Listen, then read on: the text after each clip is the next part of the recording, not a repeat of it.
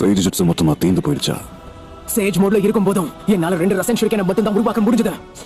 அவனோட Sage mode அத்தனையும் தீந்து போச்சு. அதனால பாதிப்பு ஏற்பட வாய்ப்பு இருக்கு. அதெல்லாம் எனக்கு நல்லாவே தெரியும். இது ஆபத்துன்னு எனக்கு தெரியும். ஆனா அவன் கூட சேரத தவிர வேற வழியே இல்ல. ஆனா நம்மளால தான் அவன் மேல உட்கார முடியாது. ஒரு வழியா அவன் சிக்க போறான். இந்த பிரச்சனைக்கு நருட்டோ தானாவே ஒரு தீர்வை கண்டுபிடிச்சிட்டான்.